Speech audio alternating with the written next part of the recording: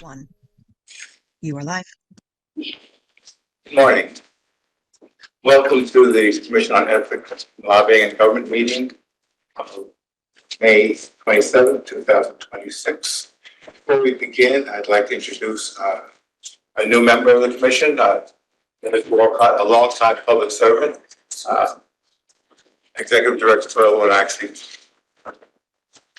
talk about some of his credentials. You can't do them all. No. I don't want any. I don't want any. We'll touch the tip of the iceberg. Commissioner Walcott joins us with us earlier this month.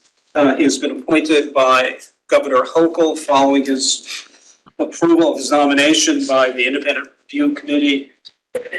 Commissioner Walcott is president and CEO of the Queens Public Library, which he joined in 2016 after serving as chancellor of the New York City public school system and as deputy mayor for education and community development with Mayor Michael Blue. Among many other public roles and positions, including president and chief executive officer of the New York Urban League, Mr. Walcott started his career in education and public service, and this is very useful to us as a kindergarten teacher. And for a list of Commissioner Walcott's many accomplishments, and his positions in public service, you can go to our website where we have his full biography. Welcome to the commission. It's a pleasure to be a part of the commission. And Hello. You all look for your argument. thank you.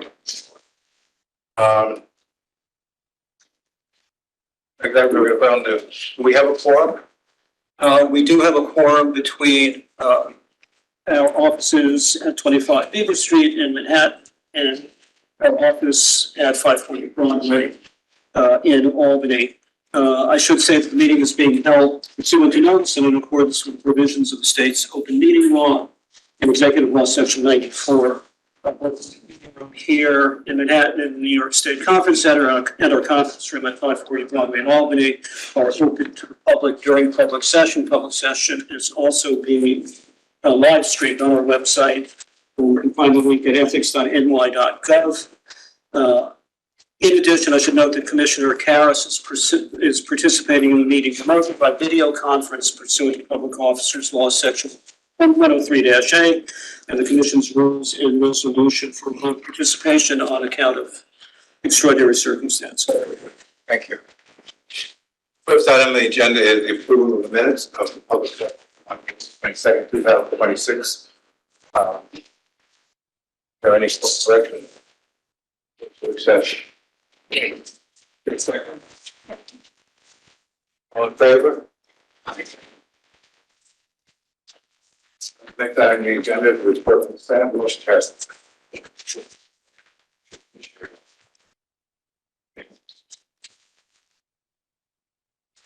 It makes it when you probably should have stayed since you Stay? I was saying that.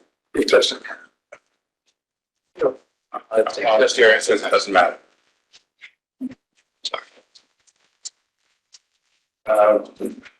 Next item on the agenda is a report from staff, the operations update. Thank you. The operations update is in the agenda book, today's meeting under tab B.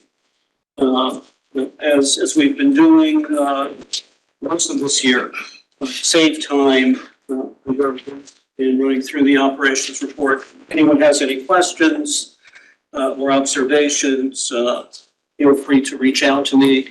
If there are any questions now, I'm happy to answer them. Simply note a few things.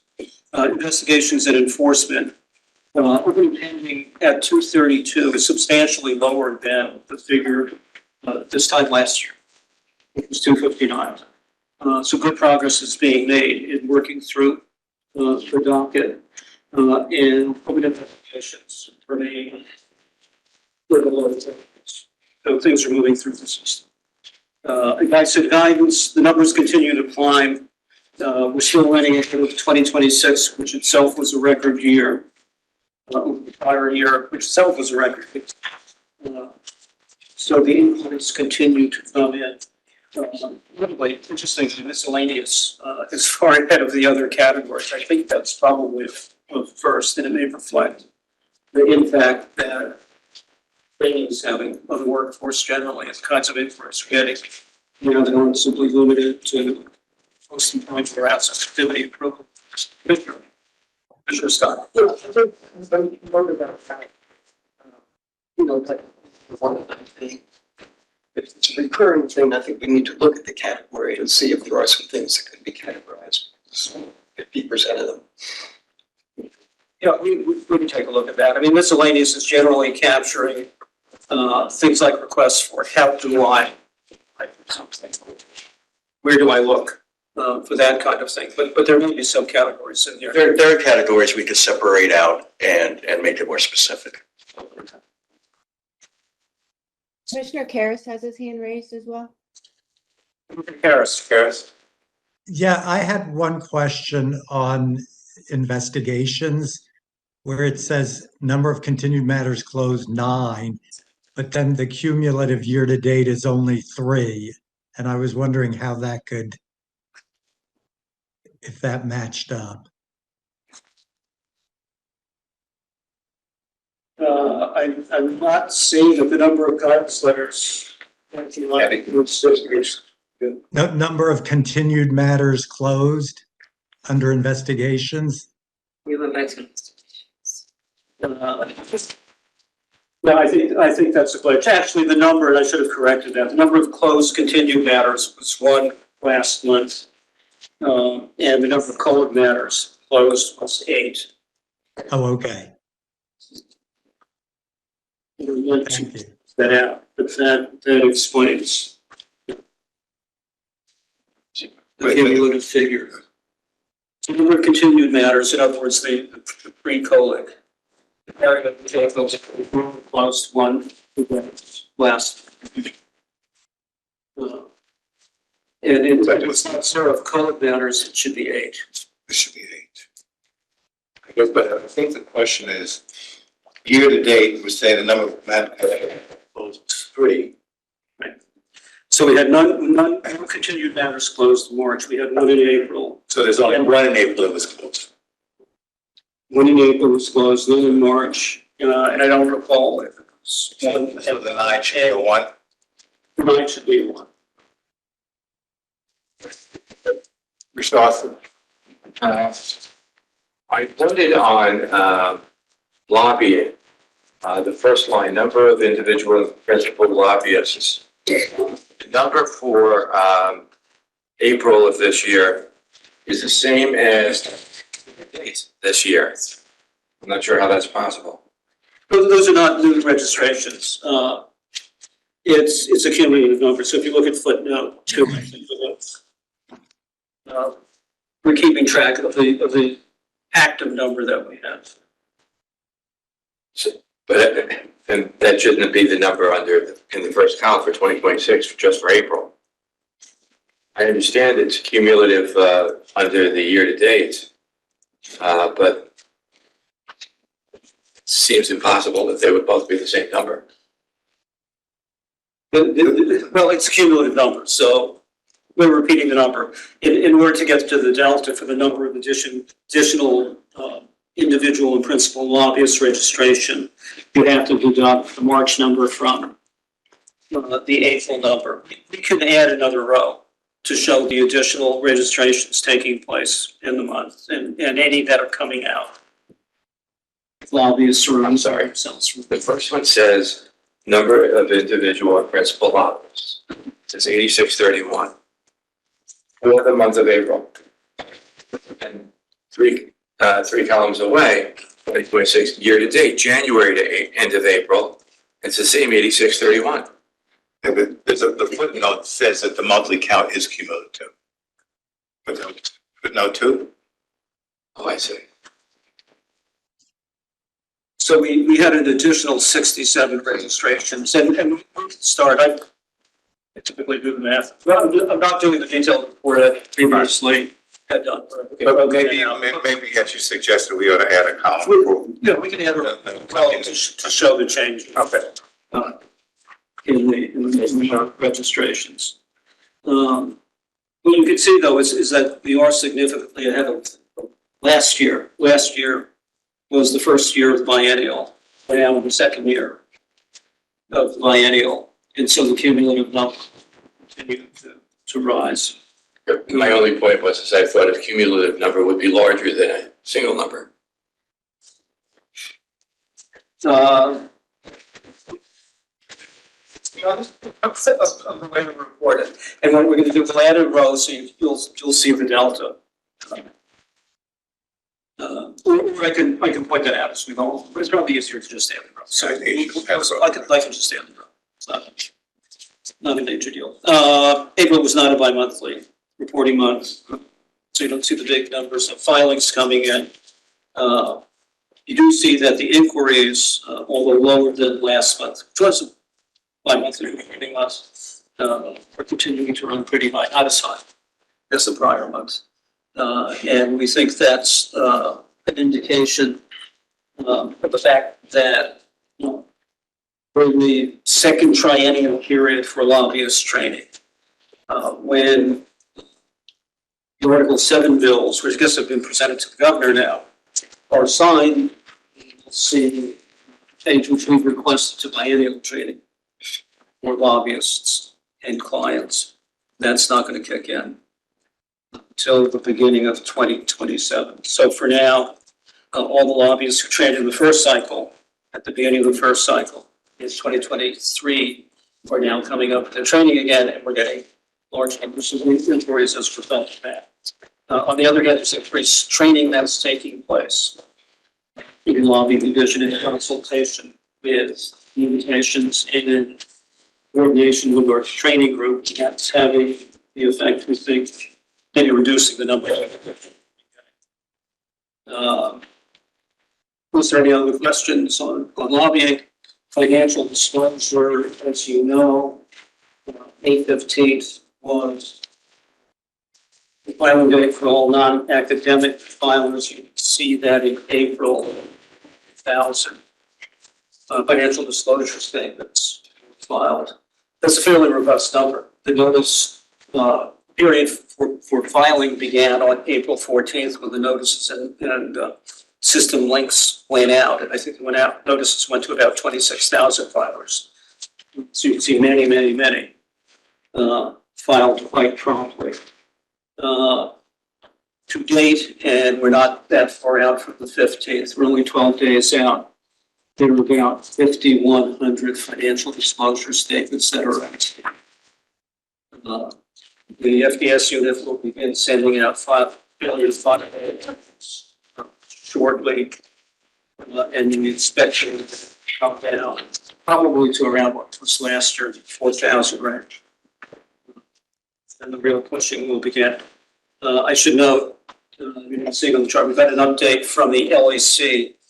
Legislative candidates who are not incumbents have to file in 10 days after their candidacies become formalized. We have currently, based on that report, the number may have gone down since last week, roughly 109 candidates who have not filed their financial disclosure statements. And follow-up on those will be beginning as well. And then you see the breakout in the footnote and in text, various notices of delinquency that have been issued. Notably, the 154 NODs that were issued in 2026, 2025, for filings that were due in 2025 for 2024. So these are academic filings. The number outstanding is now down to 47. Any questions? Running at, as of the last report, about 41,000. It's a substantial number. It's remaining at about sort of a third of the way through the year. And it's about half of what we need to get to the full training. We're getting, and we'll talk more as we go through the meeting about various initiatives that we're pursuing to get those numbers up. Any questions? Compliance, audit, and review. Very solid month. 152 cycle reviews and random audits. Year to date, 727. In third of the year through, we're well on the way. Better than 2,100 total audits and reviews for the year. And we do have a new member of the audit team.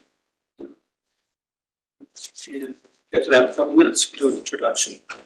Any questions on compliance, auditing, review? And finally, the communications division, the 7, another very busy month for the unit. 6 e-blasts going, e-blast newsletters being issued for proactive media outreaches, and as you see, tremendous amount of activity in getting ready to release the commission's annual, along with the FOIL activity that the group has. Any questions? All right, that's the operation. But I had a really nice presentation to keep contingencies and issues and whatnot. Keith woke me in the middle of the night or maybe early morning with good news. The appropriation for the commission has been released. Budget has not been voted on yet.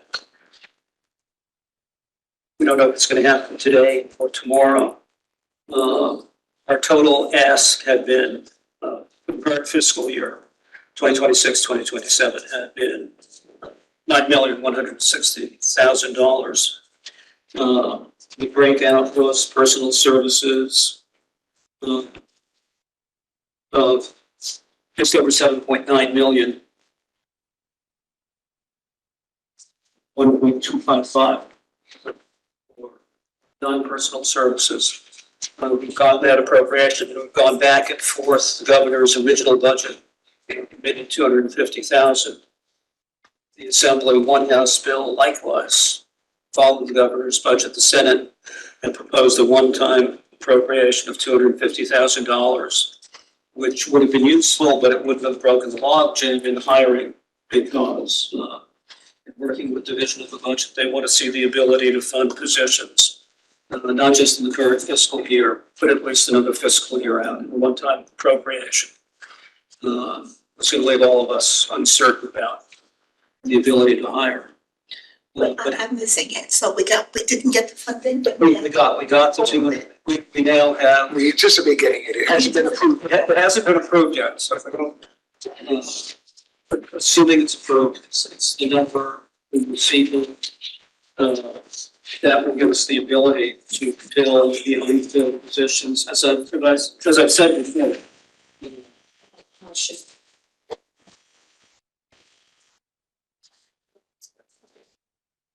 Based on discussions with DOD and just in the natural ebb and flow that occurs in personnel ranks, will likely be targeting going to a headcount of 67.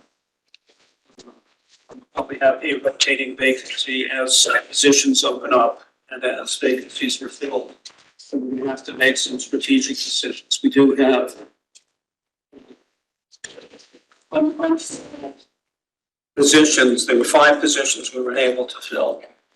2 of them in training, 1 in investigations and enforcement, another in audit, compliance audit and review, and another vacancy in the financial disclosure unit. We'll now be able to fill at least 4 of those, and then we have some other vacancies we'll talk about that will be recruiting to fill. That's assuming the budget is signed. We have that appropriation. Another thing is we did ask that the full amount of the appropriation be made available to us. We've had to live, as do all agencies, with roughly a 4% discount that DOB applies in discounting the appropriation to cash. We've never gone over the reduced amount. Presumably it's available and it's a cushion that's there. But it's the full appropriation. Well, what we don't know at this point, have some discussion about it later in the meeting, is whether any portion of the new fees attributable to the increase in the registration fee, the increase that we propose, the increase in the registration, reduction of the registration cycle to annual payment, and the imposition of late fees for late training by lobbyists and clients, whether any portion of those fees will be allocated back to the agency. Our proposed bill allocated a substantial portion of those fees back so that we could upgrade data systems, particularly the lobbying application. And there are two, help me understand it. Are there two pools of monies?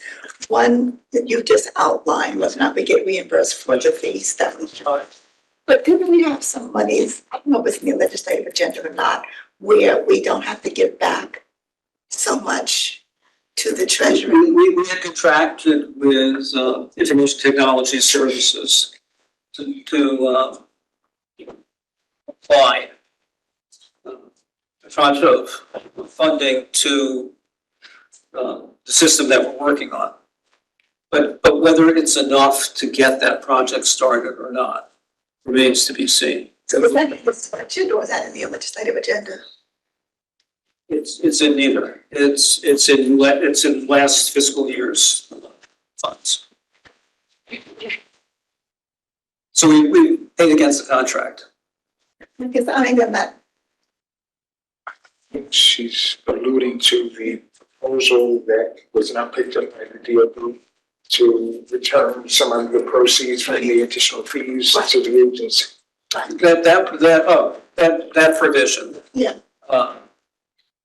Was omitted from the governor's Article 7 bills and from both the Assembly and the Senate's and the versions that were printed and which are now on their way to the governor. The Article 7 bills, the Article 7 bills don't have that provision in them. We're waiting to see if there's a separate provision governing the funds that will be generated from those two changes. It would be estimated or in the range of several $1 million over the biennial cycle. Sandy, when you say generated from where? The commission collects on the lobbying side registration fees,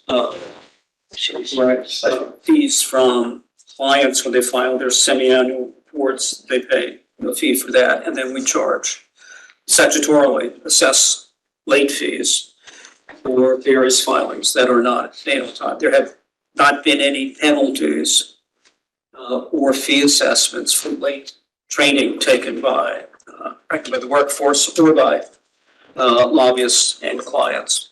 Our proposals, which are now on the verge of being signed into law, were to increase the registration fee that lobbyists are charged when they register from $200 for every biennial cycle, $100 in the second year of the cycle, to $250 each year.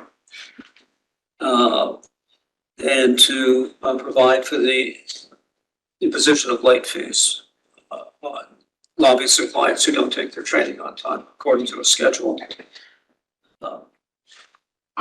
Those will add to the amounts we've historically collected, roughly 2.7, almost depending on some other changes we make, and we'll be increasing the some other late fees we assess. That will generate about $3 million, which we typically pay into the general fund. We don't retain any of that funding. We have proposed, and there's a constitutional predicate for it, that the first year, $750,000 of the additional revenue be directed to upgrading and or replacing the agency's lobbying system, which is quite outdated. So who has the power, though, to give that final authorization so the money does come back for the potential upgrading of the system? But that's not baked into the Article 7 at this point. It's not in the, we had baked it in, they took it out. Right. Yeah, so there is no, well, so far as we know, and what we've seen so far, the Article 7 bills don't have that language, whether there's another provision elsewhere.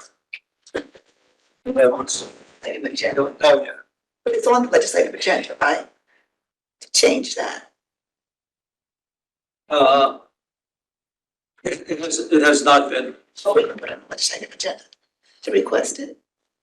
No, this came up after we had finalized this year's legislative agenda. This year. We could do it next year. And it also includes monies that we capture from penalties for people who, for what's it, rulings that we. On the lobbying side, the statute requires the money is to be paid into the general fund, and on the ethics side, the monies have been handled the same way. They're paid into the general fund. So we don't retain any of it. We got all of that monies. Our budget would be just. Right. Wow.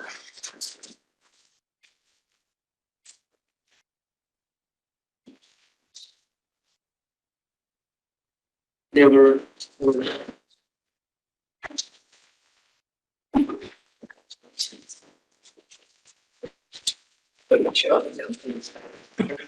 So we are guardedly optimistic. More optimistic things were. Everything is still on.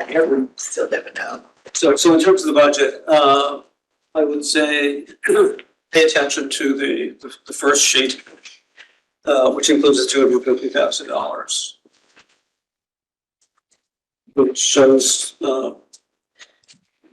budgeting. The second was a contingency plan that didn't include that, which would have reduced our headcount where we are, roughly where we are, 63 FTEs. And then the spending plan behind that was a contingency. And we circulated 2 or 7 bills as they were printed in the current. Those don't include the allocation back. Guardedly optimistic. What's other questions? Per Diem's chart. It's under 10D, the total, year-to-date total, it's just under $12,000. Includes per diems for the April 22nd commission meeting and preparation hours in March.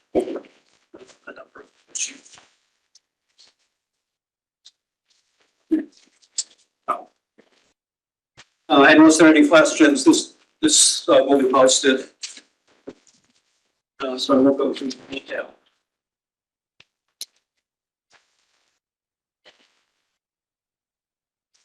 And the last item is the staffing update. Staffing update, as I mentioned last time, we do have a new hire in the compliance audit and review group, Deputy Director of Compliance Audit and Review, Garris. Aaron will give us the details. Garris.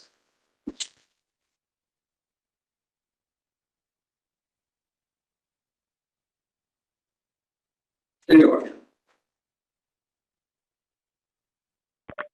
Good morning, everyone. I want to introduce Emily Lyman, who joined our audit group a little bit over a month ago, or maybe a month and a half ago. Emily came to us from the Internal Revenue Services. She was a revenue agent there, where she did individual and small business auditing and account analysis.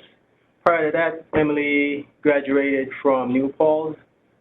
She has a bachelor's in accounting, and she also has an MBA in accounting. So Emily will be a great addition to our team.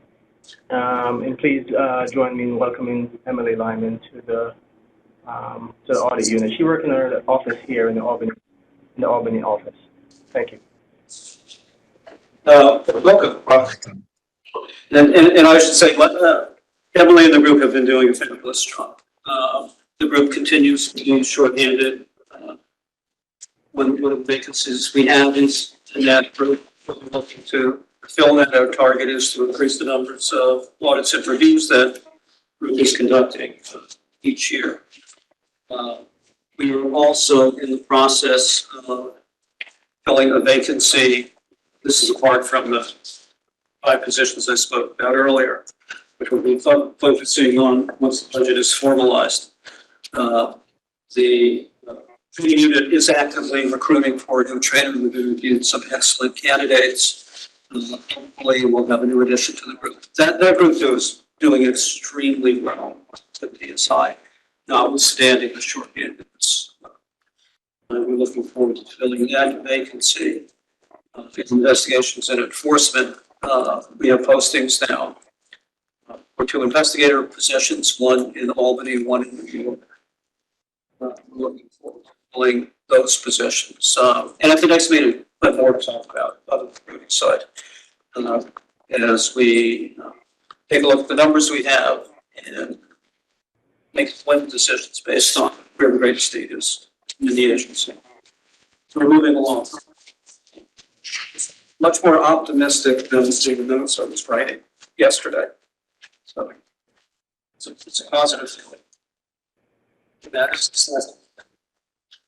So I know you put a lot of work into getting them to agree to that, so thank you. It was a team effort. He's Emily DeSantis, Chief of Staff, Communications, in constant contact with relevant chairs and staff in houses of the legislature, and speaking with the executive chamber. So far, let's see what the final thing was. Well, I have to do it soon. I think by tomorrow. Yeah. Could the extender runs out tomorrow? All right, we'll go to item 4, the chair report, committee report. There's no chair report, nor is there an administration or legislative committee report. We do have an education committee report. Yes. All on with Edwards. Okay. In March of 2025, the Commission approves the Education Committee's proposed 2025-2028 Strategic Action Plan for its governance responsibilities over the next 3 years. We had 4 major goals. Just to summarize, to provide oversight to the statewide training programs, to recommend policies and practices for educational training based on research and other tools that we use to measure performance. We proposed to consider testimonies from public hearings related to educational training and make recommendations to the commissioners for changes in policies and practices, and identify items related to education that to the legislative agenda. Now, when you approve the plan, it was really understanding that we were really outlining our plan for our major goal 1, which is oversight of statewide programs.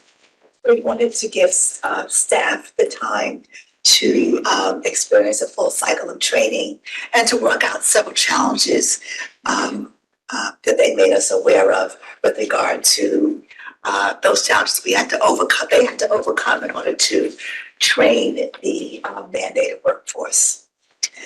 You received in your board book a summary of our strategic plan. A revision of our strategic plan for 2026 and 2029. It incorporates the operational plan that staff put forward for operating the statewide programs. Our committee's summary is item A. Item B is the operational plan, which unfortunately wasn't included in the package, but you all should have received a copy of it via email when it's didn't yet. Well, we circulated by email yesterday evening, and there should be more copy. available. If you have time to review and you like Sandy to give you a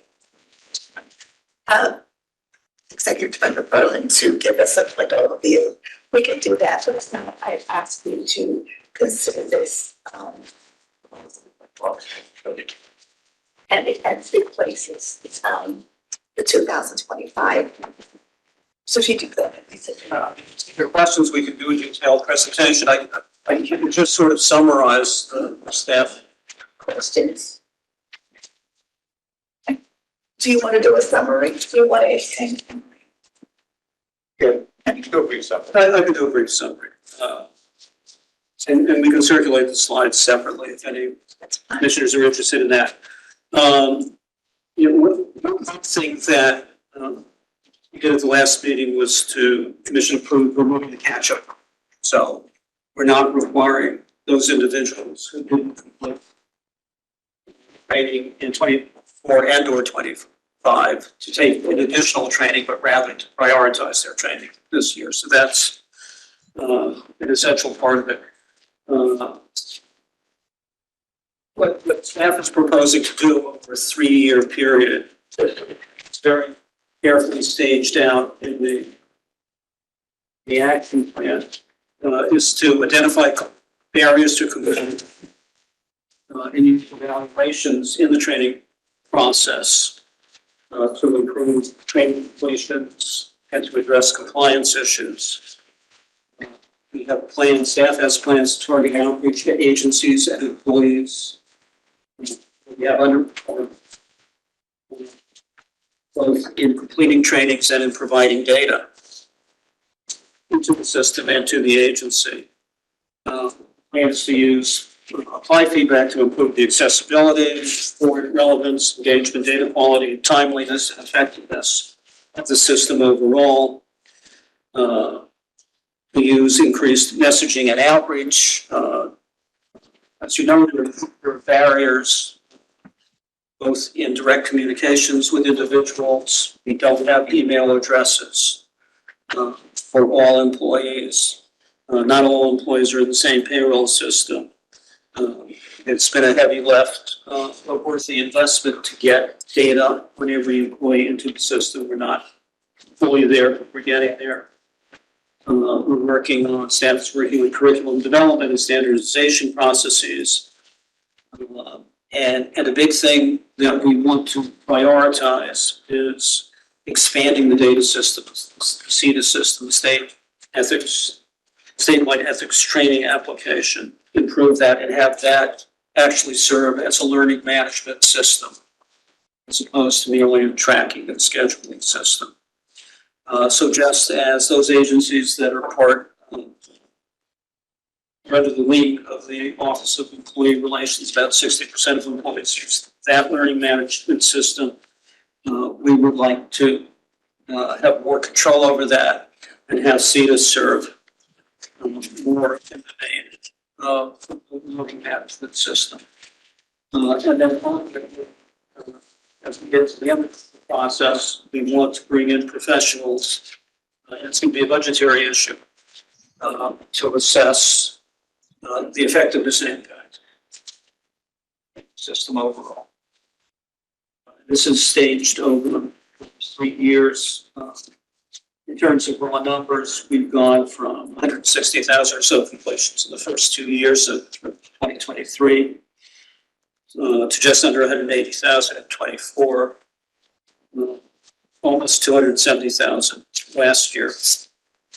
So we're behind this year. And we're approaching 665,000 trainings over. The numbers are getting up.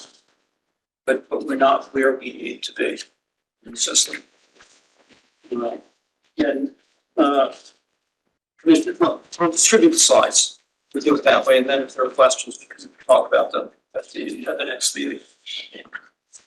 I will point out that what's nice about this year's plan is that it plays out several instruments we can use as a tool to measure outcomes, but also provides us data that we can able to use to to the overall research in year three that speaks to quality. I will say though that if budget permitted, we would probably institute the first stage of our long-term research in year one, because typically you want to work with someone who can help us identify the data we need in order to collect, as opposed to doing it as an afterthought. So we run the risk of not collecting the data we actually need to measure. But given the constraints, we decided to take that risk and cut those data as we can. Also want to point out that staff really did a tremendous job in helping us look at the big picture with regard to programs and to give them all process for all the work, hard work that's what staff did. And I just want to invite any of the committee members, if anything they want to share. Dolly. I'll just echo what you just said, that I think what's nice about this plan is that it has real meat on the bones. And, so say, it's a nice collaborative effort with staff. That helped us understand what they were trying to do. And I think it's really reflected in the plan that you have before you. So it's a really good job. And it was a lot of work, and as Claudia said to me earlier this morning, that's why we only do strategic planning every 3 years. Well, nicely done. Yeah, I do want to mention that our Senior Deputy Director of Training Management, Marlena Diaz, and our comparatively new Assistant Director of Training, Audrey Moore, have done a phenomenal job, very expert job in not just scoping out, but really planning out over the next 3 years. 60 or 70 items that have to be addressed in order to get to the point where you as a commission can feel comfortable that we have an effective and a sustainable ethics training program. And hopefully we'll find out that it's one that's having an impact. I mean, we know it's already impacting guidance requests that are coming. On page 5, as what I mentioned on page 5, it's a small. The findings is underneath objectives, and it should be under outcomes on page 5 of the community report. Not this one, the community report. Attachment A. On page 5, where it says how the findings under objectives should be under outcomes. It's 10B. Happy? Yeah. 10, isn't it? It's page 10, excuse me. So page 5. Wait a minute, I'm sorry, page 10. Here. Underneath objective, that funding should be under outcomes 2028 and 2029. With that correction, we asked that, but commission approved our recommendation. Under the objective goals Just items, or just the here, second one? yeah, the second one. It should be on outcomes of 2027. We'll make that correction and resubmit. So your motion is to Approve. I think it's a replacement to the previously approved strategic plan that we submitted last year. Is there a second? Second by Commissioner Carmichael. Any discussion? All in favor? Any opposed? The motion carries. Unanimous. Thank you very much. I know you put a lot of work on this, you and your committee and the staff. Yes. Thank you very much. Can I just make a comment on it? As a new person, I was observing by video the education committee meeting, and I must say it was extremely impressive that the collaboration came across from the video feed that I was looking at. So my compliments as well. Thank you. The next item on the agenda is the source of funding exemption application. Can I just, Sandy, before we move on to the next item, did you want me to give a legislative update on some of the bills that moved in the past month on our legislative agenda? Yeah, why don't we do that? Skip that over. I'll be quick. So proposals 2 and 3, which we've talked about, which is the conforming changes to the Lobbying Act and the training noncompliance penalties for lobbyists and clients, we believe those are going to be in the final Article 7 bills that will be approved. Number 5, as we've discussed before, that's requiring electronic submission of all lobbying filings. That passed the Senate and the Assembly and will go to the governor for signage later this year. Number 6, posting the financial disclosure statements of candidates. That passed both the Senate and the Assembly committee and could be taken up in the Senate and Assembly at any time for passage to go to the governor. And then finally, this one's been a long time we've been waiting for, eliminating the physical access requirement for advisory committees and subcommittees of public bodies. That one actually passed the full Senate. So that was one I know that we were all eager to see pass, and it is still in committee in the Assembly. Okay. That's good. Yeah, there's a bill. It looks like there's a bill to extend 103-A of the Public Officers Law, which is the provision that we've been using and other agencies use for remote participation in extraordinary circumstances. So members can participate and vote, but don't count toward a quorum if that's continued. So if it comes out of Assembly, it's likely to pass this year. So the Article 7 bill, it's part of the budget. Provision that extends. Are you asking about that, or are you asking about the committees? The legislative proposal about the physical requirement. And that's in the budget. See, this kind of thing, it looks like it's going to come out as status quo, but we'll see. It's not over yet. But at minimum, we'll still have the ability for that vote participation. We just won't have the ability to conduct meetings without a quorum present physically. For committees. Okay. Well, for committees and full bodies. That's the other reason. Yeah, the government goes somewhat further than ours. Because we were only seeking relief for non-decisional bodies like subordinate committees and that sort of thing. Very nice. Thank you, Emily. Emily, thank you. And that's been a tremendous move by Emily and the team to advance this. Which committee? Or A variety of standing. In the Assembly, generally, we're in internal government operations. I think it's where actually it's on, but the physical access requirement, government operations. And that's part of the budget.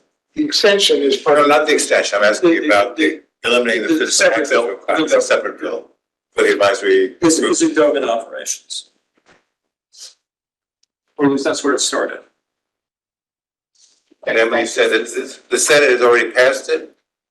The Senate has passed it, so we probably won't get the bill this year, given how much time is left in session and if they've already included extending the current OML, but many of these bills that we got this year took us, 3 years, and every year we saw incremental progress. So just the fact that we got it passed in the Senate, I think we should consider that a win, and we'll continue next year to fight for this bill, and we could see more incremental progress next year. But, it's always a slow process as we move forward.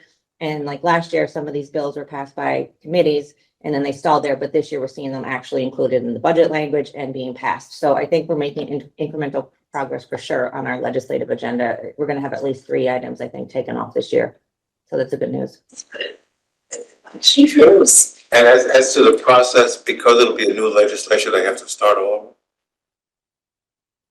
They do, but bills that were previously approved and introduced can be easily introduced the following year, and then those are the first ones, the ones that were passed through committee already in previous years are the first ones that go to committee that year, so it gives more time for them to get voted on in the floor. Okay. Thank you. Yes. Thanks very much, Emma. Yep. Somebody wants, so agenda item 5, we're going to defer that until after our executive session. But there's some legal questions with respect to that issue, and we want to get our advice from staff. So we'll do that in executive session.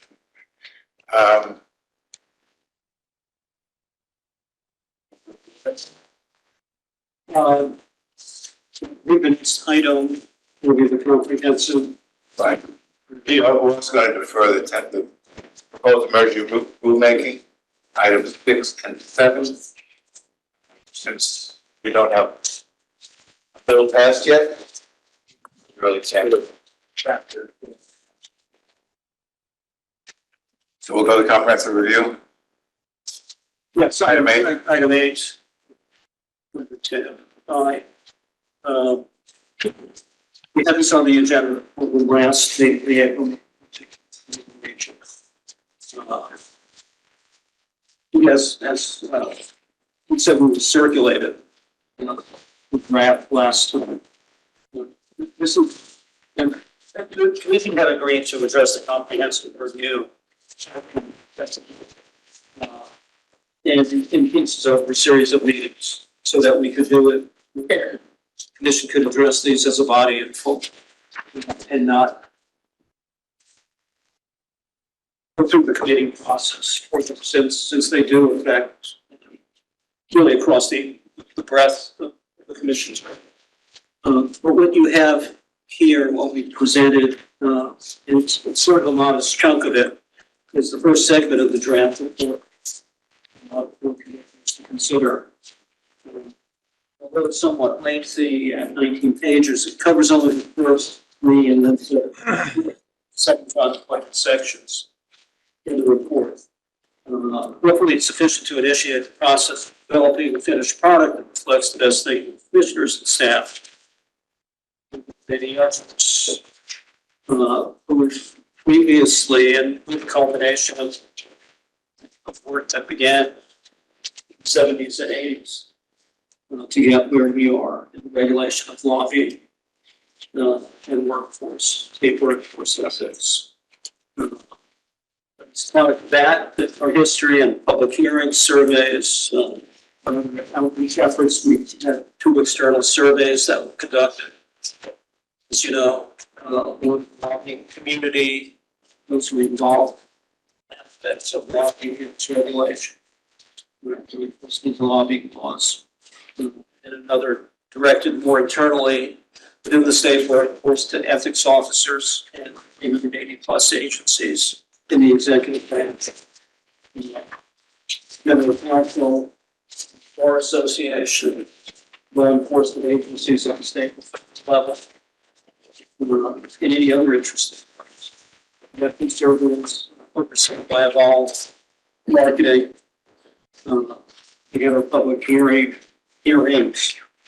addressing various aspects of the issues broadly, and then last year we were specifically addressing the discriminatory detention approaches.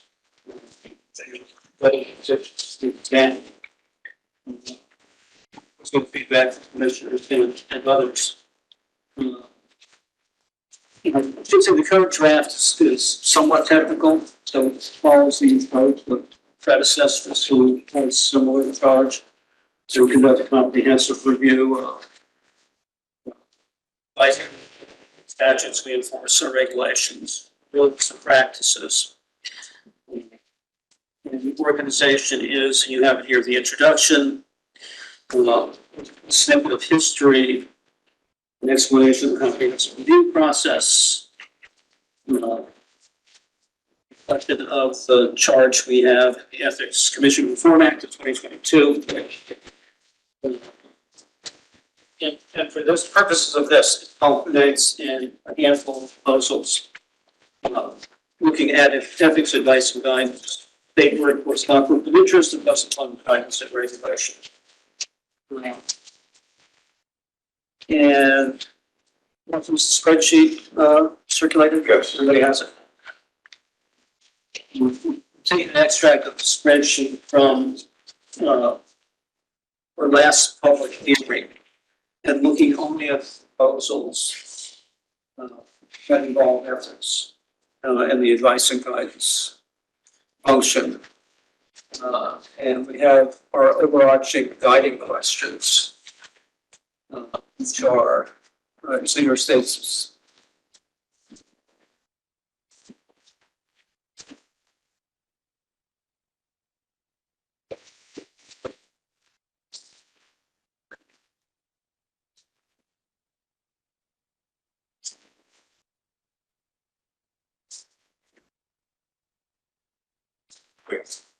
Continue? Yeah.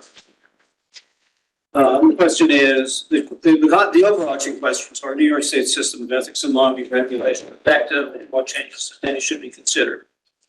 And on this subtopic is the current system for providing advice and guidance and preventing conflicts of interest and those violations effective, and what changes should be, if any, should be considered. The guiding questions, Emily, that's go to the next slide.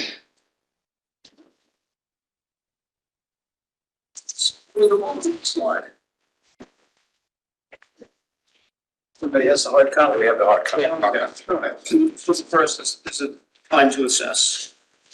The formal guidance we've been giving on recurring issues, including outside activities, developing post-employment description, gifts, and evidence, which are small areas.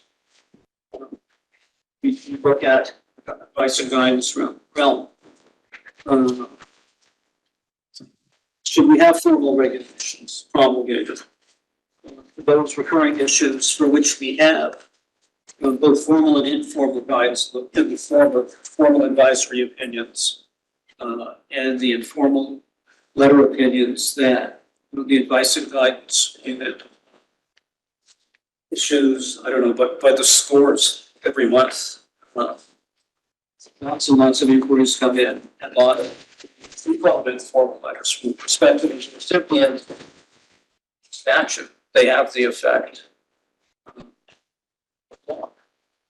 Certainly binding on the commission with respect to the advice that's given, whether it's post-employment questions, asking, can they take a particular job in a particular industry? Given the nature of the work, the agency they were employed by when they were in state service. Or can an individual who wants to take a second job or serve on a board, can he or she do that? Much of that is not, much of it is governed by regulations, but much of it is not. By and large, principles or in the advisory opinions, and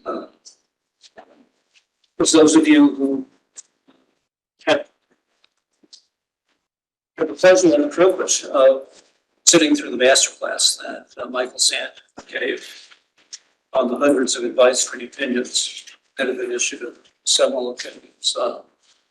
It's a robust area, somewhat intricate sometimes, and not as accessible as reading a regulation that prescribes or permits given conduct. Should we have more regulations that capture the essence? So, an example would be lobbying.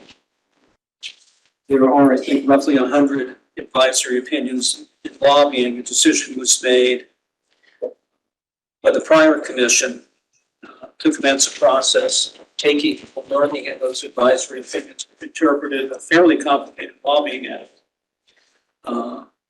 and distill them into regulations. and take some of the more difficult parsing out of it, almost Talmudic kind of work that had to be done. And for the most part, those regulations have superseded on the lobbying side, the advisory opinions. One can simply go to the, simply as being but one can go to the regulations. To understand what one can and can't do, what one's but we have a similar process to the other side. Smaller question.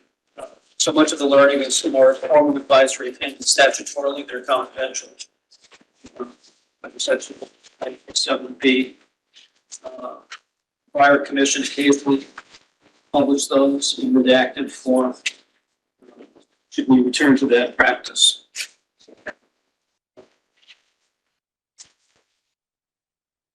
Those are the three guiding questions we have. Next slide. These are the proposals. Yeah, maybe we go see if there's any discussion about any questions. Sure. Investors, the observations.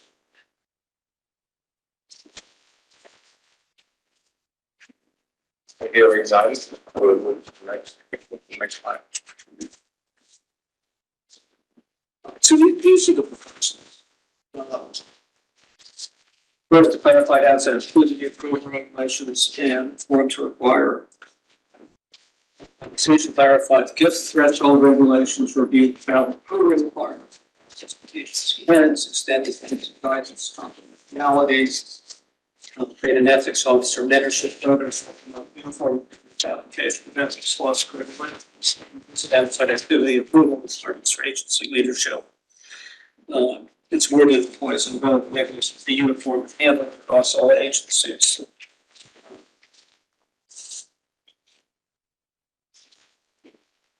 Part one, Michael Sand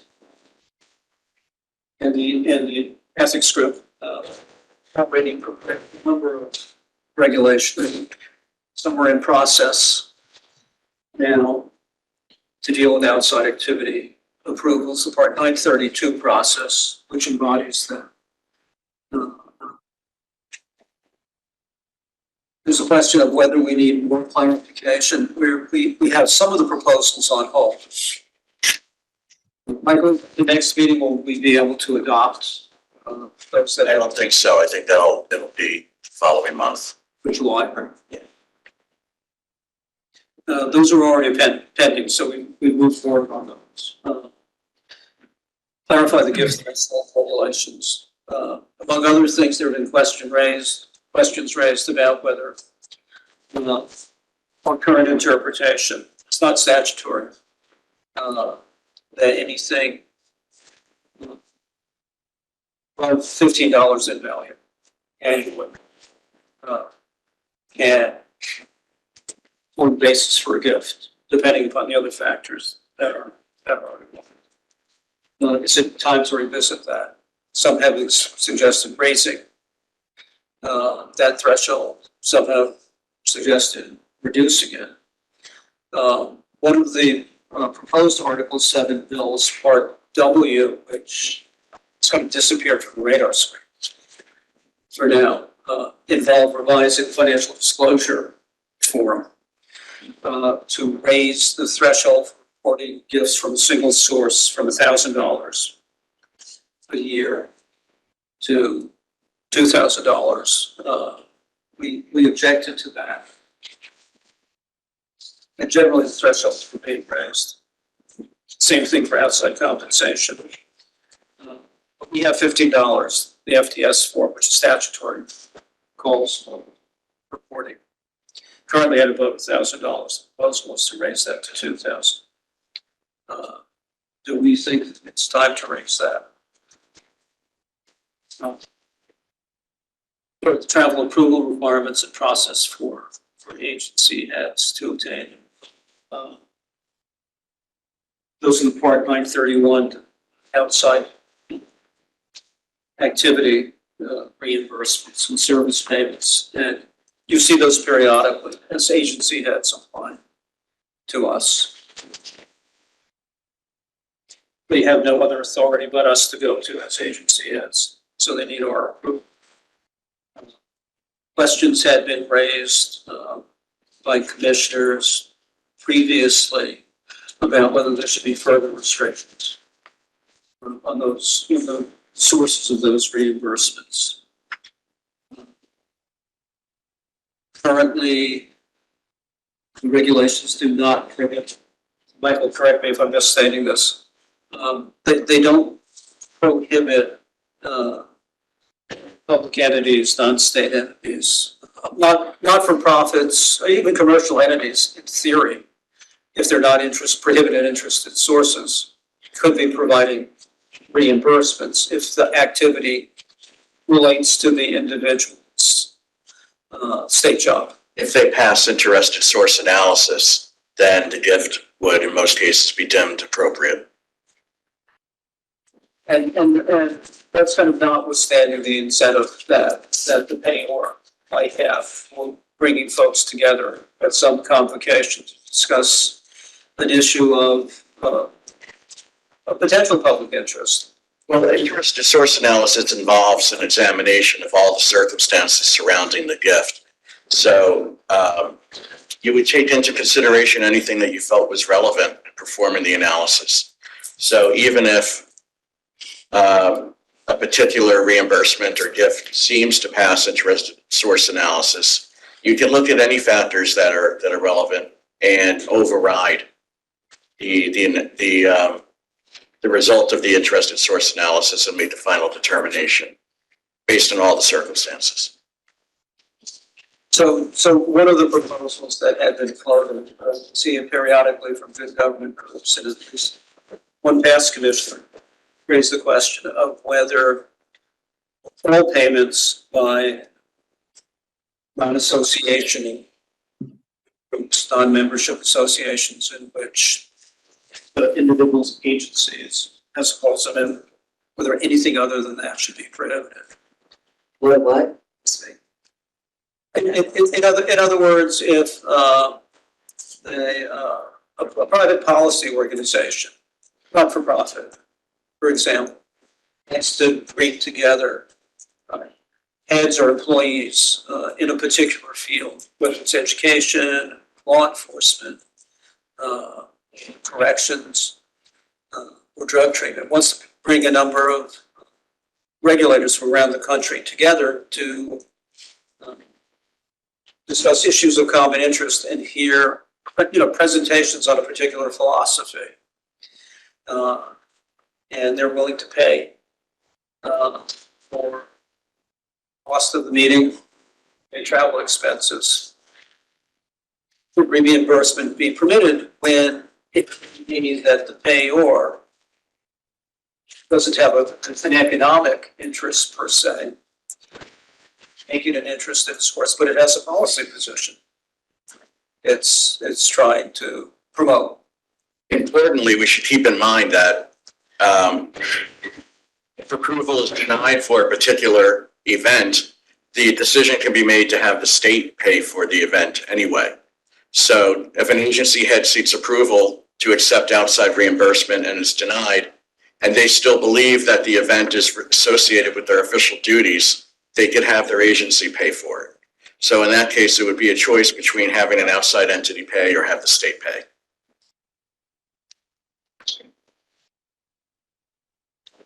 And the issue there that bears exploring is whether the effect of limiting the ability of those outside payers to pay for those kinds of, to sponsor those kinds of events, the benefit of not just agency heads, but other employees and agencies, whether the effect of that would be to dampen the exposure and the ability members of the state workforce to participate in those kinds of sessions. Because every agency has to be mindful of its budget. One of the attractions and one of the things that promoters are using to get their messages out is the fact that they're paying expenses. The agency, there has to be a representation that the agency could itself pay for the expenses sufficiently related to its mission. and to the job duties of the individuals who are attending for it to pay. Not that it is offering to pay or that it is willing to pay, but that it could, consistent with its internal policies. Made under the agency's own policies, correct? So are we suggesting to change, like to say if the agency or the state can pay, they should, or? The commissioner has suggested that we prohibit, except for membership organizations. So, for example, we belong to a national group of lobbying and ethics regulators called CONFORM. As much as I don't want to pronounce it that way.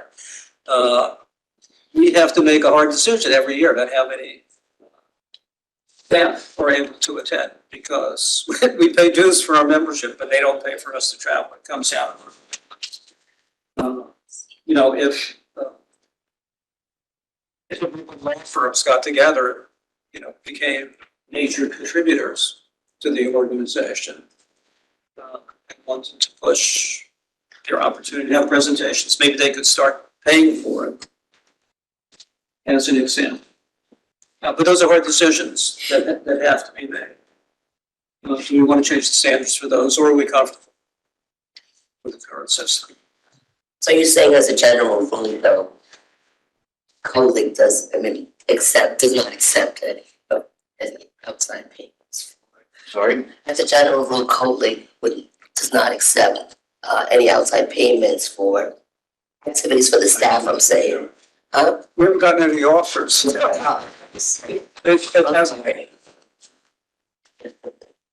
I mean, occasionally we do it, we turn them down.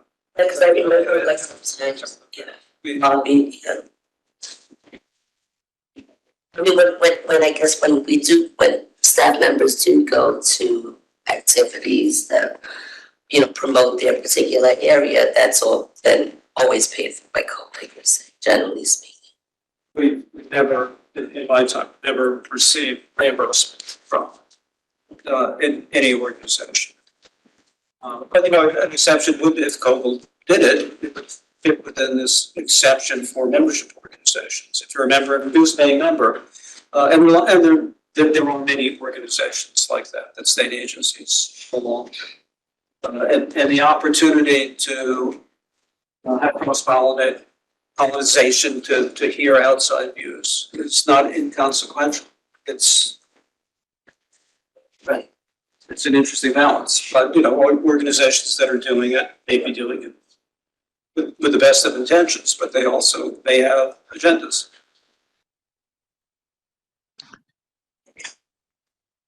Number 5, Michael and his group are already working on a mentorship program for agency ethics officers.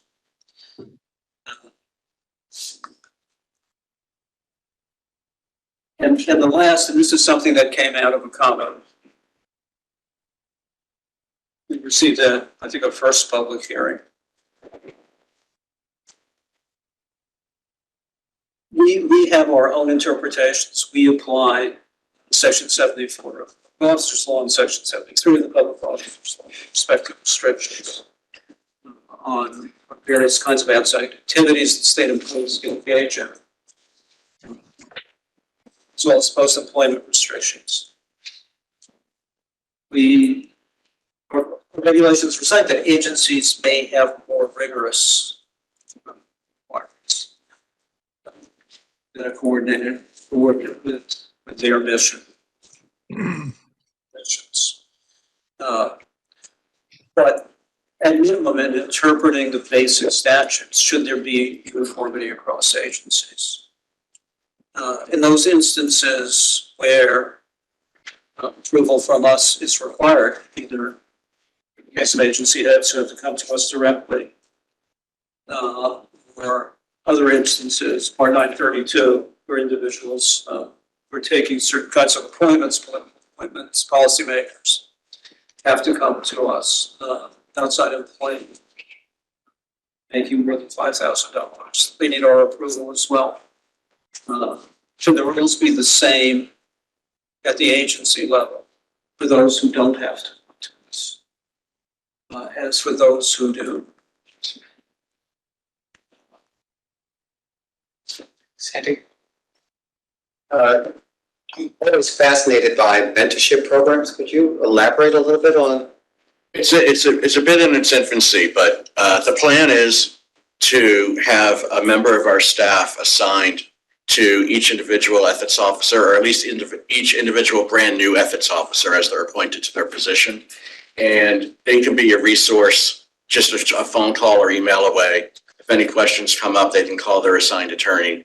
And hopefully this will form a closer relationship and foster better relations, more cooperation between us and the ethics officers who are stationed. And consistency, I would imagine, as well.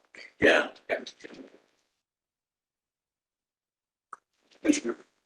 Did we still go for 4 or did I miss it? Extend advice and guidance confidentiality. Did we discuss that? I was about to discuss it. Under subsection 7B, section 97 of that. The advice and guidance that we give is confidential. Communications with those requesting guidance is confidential.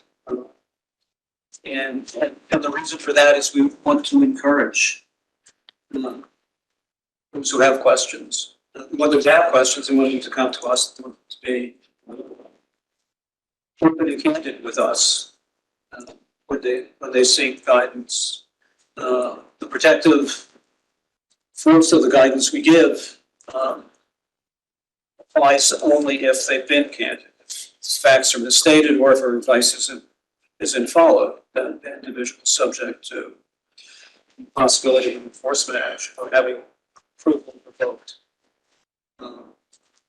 And over time, this commission, prior commissions have recognized some exceptions. So if an individual misrepresents publicly guidance they give,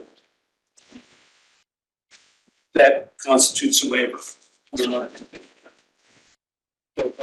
What they asked, what they told us, what we told them. If it's in the public interest, conceivably there could be an exception. It's not entirely clear. It's not something we've had to that would be part of the waiver factor process. The same is not true statutorily at the agency level. So we'll ask the same question of their ethics officer. They don't have the same protection.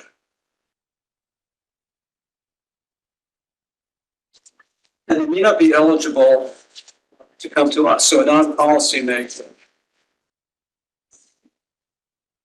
can't, I don't know, Michael, if you disagree, if you're not a policymaker, you don't have to come to us under Part 932. Can you request under 7A? Says that we're supposed to give guidance to all askers. You can request guidance. It's an informal letter. Does it have the same effect? Yeah, absolutely. And maybe that's an easier way to do it. So the question is, should there be similar confidentiality at the agency level? Are there policy reasons for that not being confidential for those who are closer to the situation? Is it inhibiting, or should we just direct individuals to us? Commissioner Ayers has a.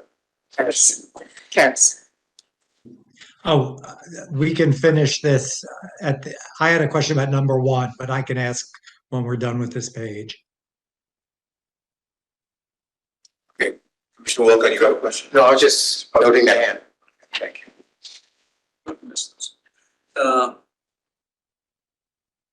But it's a question, and you know, we certainly publicize the fact that inquiries to us are confidential. We don't necessarily encourage individuals to skip over their ethics on. We certainly don't want to have situations where individuals are shopping for opinions. They don't like the opinion they get from their ethics officer. They come to us. And I don't know if we have, and maybe the mentorship program will help resolve that. If an individual gets conflicting advice, how does that get resolved? Presumably our opinion trumps the agency's unless the agency is applying a stricter rule. We don't have the authority though, right, to impose that kind of conflict. I mean, you can encourage it through the mentorship program, but we don't have the authority to, you know, I mean, we can recommend that agencies keep confidentiality, but that's about all we can do, right? I don't have the effect of a FOIL request came. To us, we invoke confidentiality. If it came to an agency, ethics officer, I don't know, you know, they couldn't point to a statute. They might be able to make some other argument.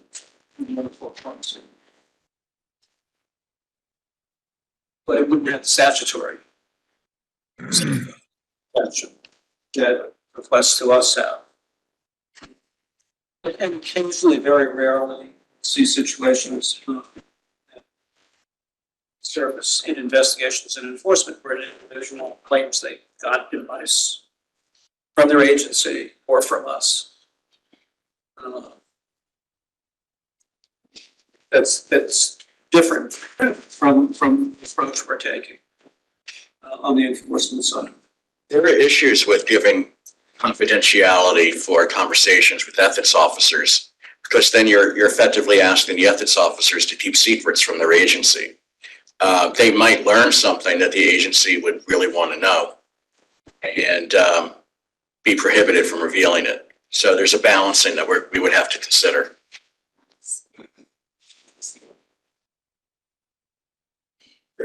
Commissioner Karras, you had a question with respect to item number 1. Yes, it says clarify outside activity approval regulations and form to require compensation. Are there no outside activity, uncompensated outside activities where you would be required to seek commission approval? You would need commission approval to serve uncompensated on the board of a for-profit entity. Oh, okay. Okay, I thought boards, but only for-profit. Right. If you're serving on a not-for-profit entity, you would need to get compensation in order to require approval. Oh, okay. So if you're on a for-profit board and you get no compensation, you still have to. You still have to get approval because you're serving for a for-profit entity. If you're a policymaker. If you're a policymaker. I didn't realize, I should say, didn't realize that that's true. Because it seems like the form says if you're being compensated over $5,000. That's for employment. Huh? That's for employment. There are several boxes on the column on the left, and for employment, it says employment it generates or is expected to generate over $5,000. Then there are other categories of outside activity, including serving on a for-profit board and serving on a not-for-profit. Is that statutory, Michael? No, it's in the regulations. Okay, I guess I would wonder if in certain instances, if you're a commissioner of a social service agency serving on the board of a social service entity, even if it's not for profit, might be problematic. It could be, depending on the circumstances, sure. Right. And so in cases like that, there is, you got to go to both agencies, like to the agency you work for. If you're an employee, you would have to go to your agency to get approval and then get approval from us as well. Oh, okay. If you're a policymaker. If you were a policymaker, I mean, Part 932 in a theoretical way applies to the entire workforce. It does have a prescription. Nobody can take conflicting employment. It has some requirements for non-policymakers as well. But by and large, the approval process, at least as far as we're concerned, is limited to policymakers. Policymakers and statewide elected officials. Policymakers. The other part of that was to require compensation. You don't have to say what your compensation is. If you're coming to us because you're hitting the threshold, that's all you're saying. The form doesn't require, and we typically don't ask what the compensation of the outside employment will be. And the question has been posed, should we be asking? Should that be part of the form? You know, are you supplementing your state income or taking an employment that's going to dwarf what the state is paying you? It's going to show up if you're coming to us, you're a policymaker, filing a financial disclosure statement. So it will eventually be there. And if your FDS comes up for review, somebody. And that may be another way to stay on top of that kind of situation. But, you know, bear in mind, the review of financial disclosure statements occurs two ways. It's the targeted population. It's prescribed in the statute. Such as members of the legislature and statewide elected officials. We have some expansions of that for agency heads and for commission members. But not on target population is comparatively small. In an election year, it swells because we have legislative candidates whose FDSs are looked at. And after that, it's random. So we're hitting about 1,000 out of 36,000 financial disclosure statements. 36,000. Yeah, I mean, we wanted to introduce technologies in the depend on funding that will allow us to look at more, but right now that's where we're saying. Sure. Oh. Right, so we can come back to that. But those are the proposals. 30%. So, anybody have any comments on the proposals? Is there agreement that we should adopt these as part of our comprehensive review?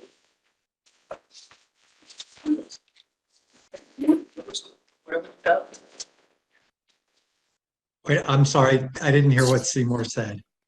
Yeah. The commission is supposed to come up with a comprehensive review.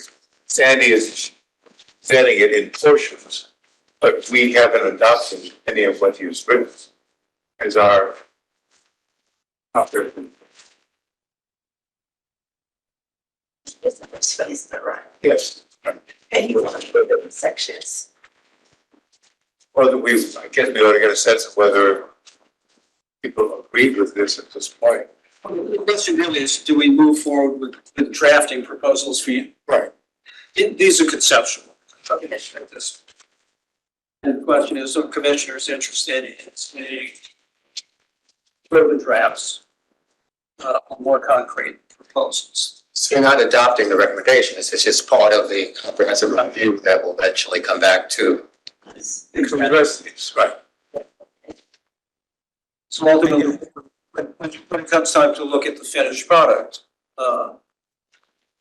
then you'll be making a decision on whether to advance those proposals, whether they involve modifying advisory opinions, modifying regulations, or adding items to our legislative agenda. So I have a question. Are we saying that the further detail is gonna be included on these in the comprehensive review, Sandy? So they're all fully fleshed out? I thought that was coming after the comprehensive review. Will you repeat? Take on that work to fully flesh out all of the proposals.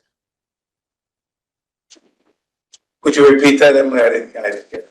Yeah, so I thought, and maybe I had it wrong, I thought the idea was for the comprehensive review to agree on some conceptual things that we would take on after the comprehensive review was approved, and we would prioritize, you know, we can't do 6 proposals for every area that we do. That will take years, if we wanted to write the regs and do the laws and everything before the comprehensive review is done. So I thought we were doing conceptual, everyone agrees on the concepts, but the details will be hammered out as the next step after the comprehensive review. Yeah, that's correct. Okay, thank you. Commissioner Austin? Yeah, I see no reason why we shouldn't with these, as part of the comprehensive review, which we haven't gotten to it yet, I thought was great. I mean, this, in a nutshell, lays out some of the things we've been discussing for a while. So is there a motion appropriate on this, or just a sense of the commission? I thought it was. I thought it would be fine to have a motion that we have this portion of it, and this is something that we would include in comprehensive review. So moved.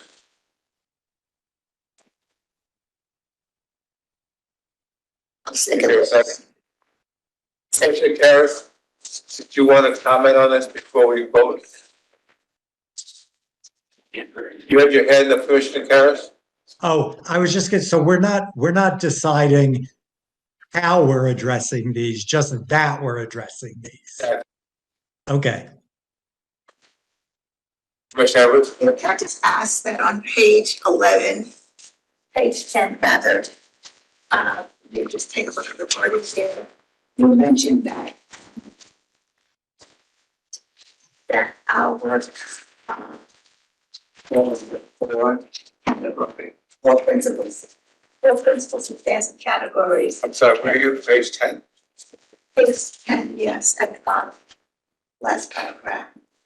You lay out two categories. You say four fall into principal substantive categories and three complementary functional areas. When you explain them out, you lump them all together. Would you separate that out?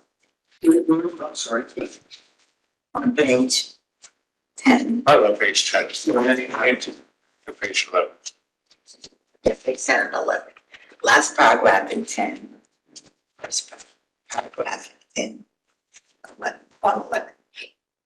And I'm just lay out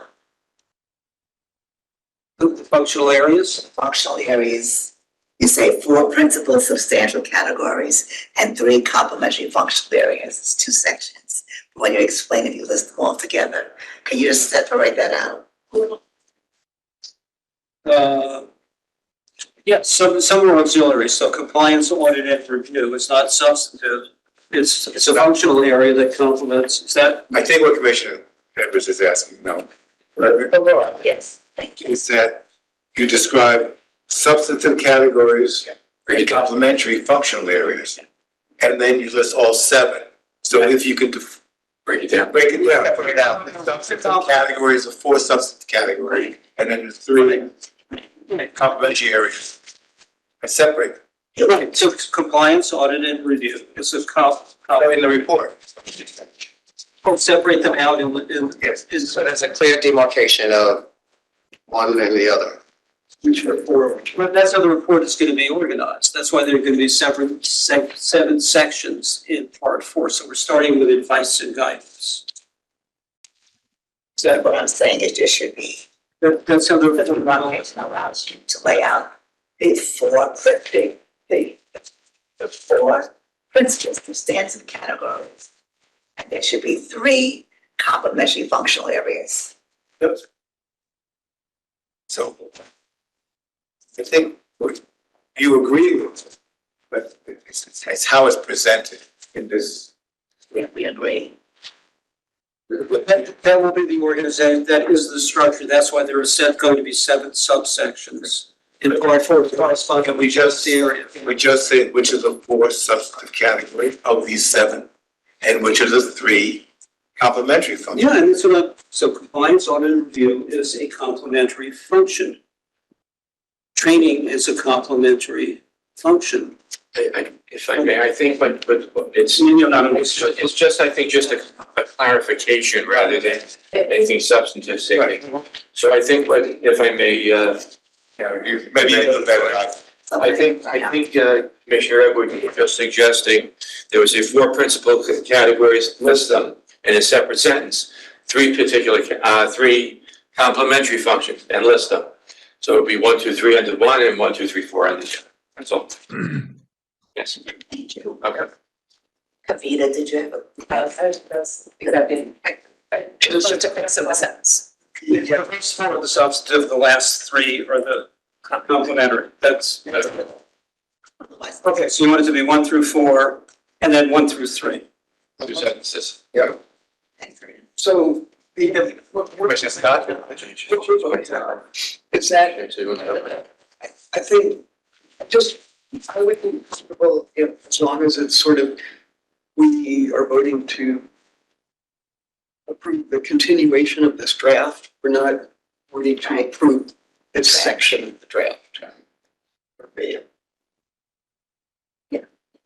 If I may, the intention of my motion was just to put this into the process. That will ultimately be a final, comprehensive summary report that we will.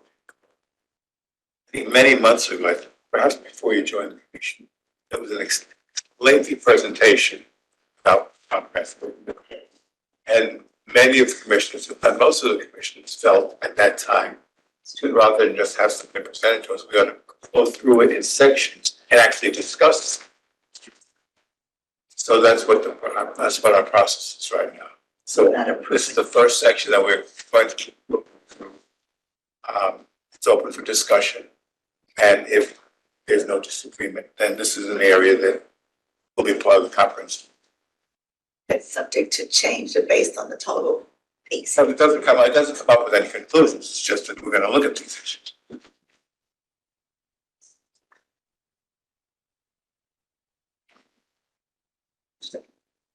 I'm sorry. I second it, yeah. And that's where I have a discussion, so. We'll see, see. And the slides are a reduction of that, I should say. The spreadsheet, a little bit more detail. And the report itself goes into great. So.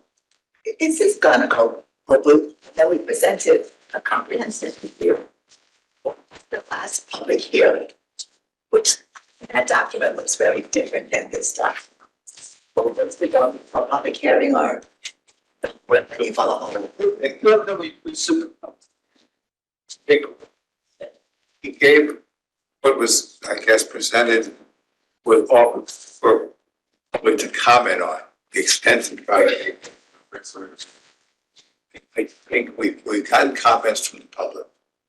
And as we go through it, we will determine which areas we.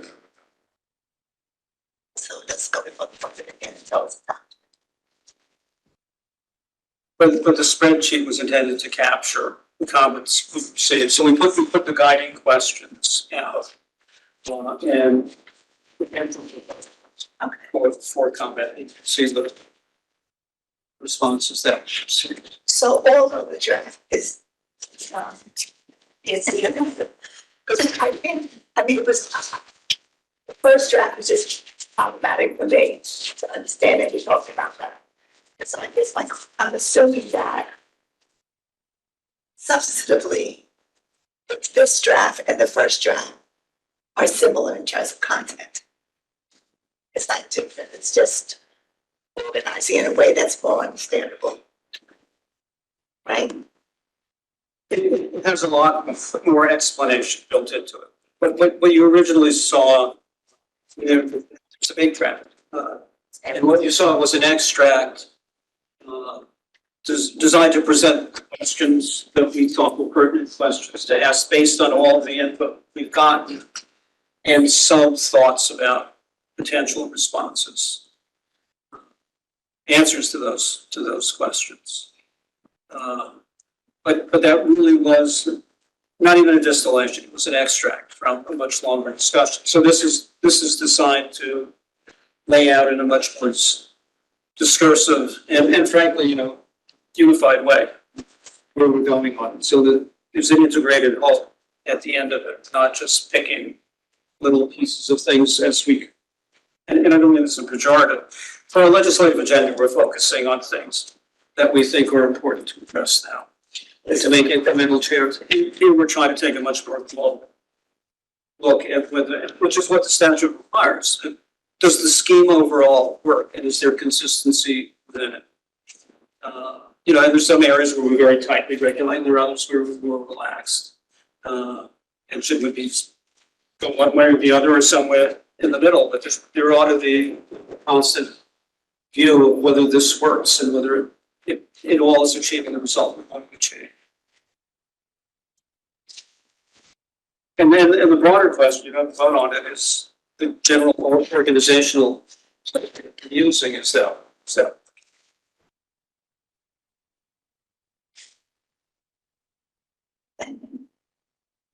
So there, I guess there's a motion to approve this approach.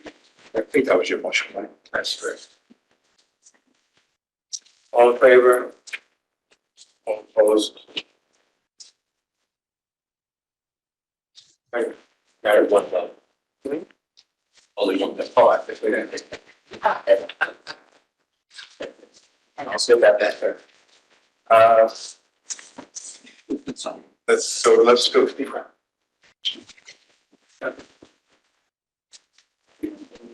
Meeting schedule.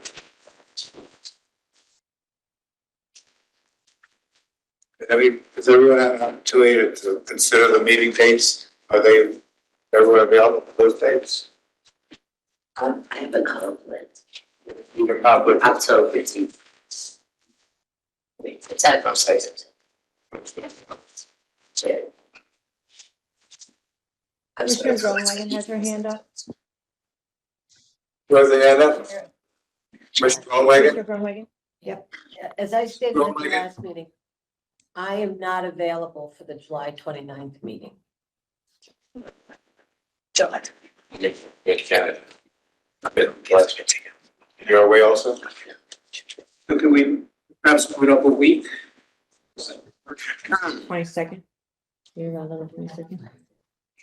Sure. I'm not available the 22nd. Basically. It's what do we need? It's full quorum now. Always be six, Yes.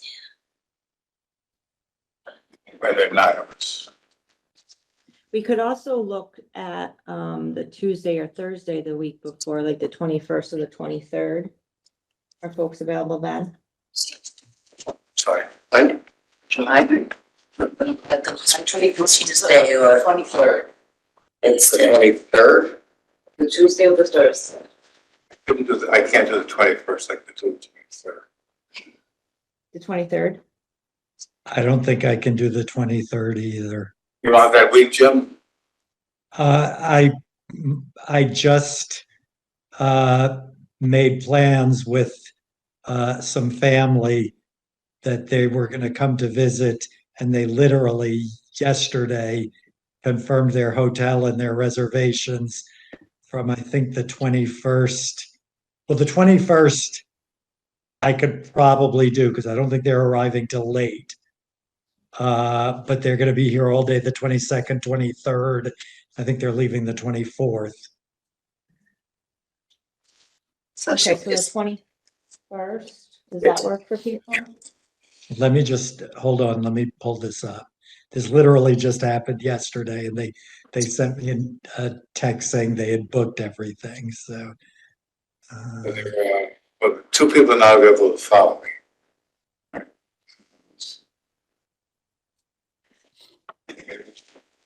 If folks want to double check their calendars, if July's the only one during our break later, and then we can revisit. So we Okay, don't that have to would do be this in great. public session. We could just confirm later. So why don't we look to other dates around the July? Were there any other dates that were an issue for folks in case folks need to check those as well? October 21st is an issue for me, but so it's just one. So let's do it on a break. Okay, Okay. All right. I'll then see you after the break then. All right, we'll come back to it. All right, so, We do have chapter law now, for the Article 7 bills, but I think we needed to feed into executive questions. so I'll entertain a motion to enter into executive session pursuant to public law, President 5, executive law, 11, to address matters concerning employment of personnel, pending litigation, investigative and enforcement, and other matters that is confidential pursuant to section 94 of the executive law and section 105 of the public. So moved. Alcott, second by Commissioner Austin. All in favor? Yeah. Aye. Okay. Excellent.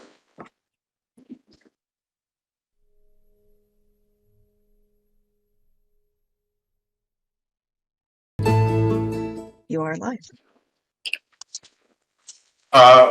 Welcome to the resumption of public session for the meeting of May 27th, 2026. I'd ask our executive director to give us a readout of the actions taken by commission during our executive session. Thank you, Chair James.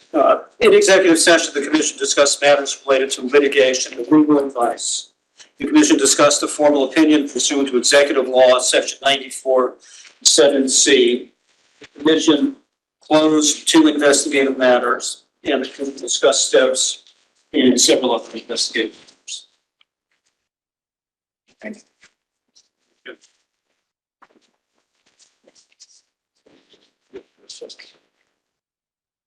So we're going to take that. All right, so I think as a result of discussions in the executive session relating to legal issues, we're going to table item 5, which is funding exemption application, legislative law, 1AC4, 1JC4, and we're also going to table items 6 and 7, proposed rulemaking on the lobbying regulations, by the fact that legislation impacts these rules. The law was just, I guess, just signed, and we have to review the final document and carry to what we.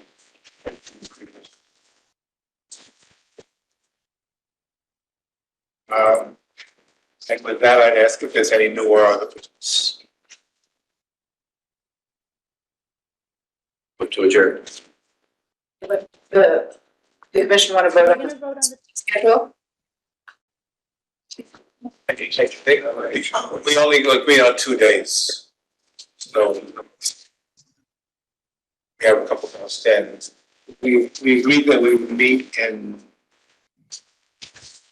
We have two dates. We have our July date, September. and a September date. So July would now be July 20th rather than the 29th.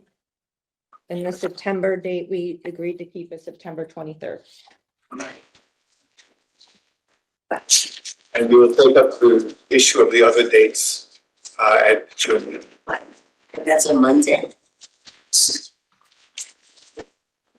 20th, yes. And there won't be a meeting, regular scheduled meeting in August. Are there any new business? All right, motion to adjourn. Okay, all in favor? Aye. Thank you. Have a good evening.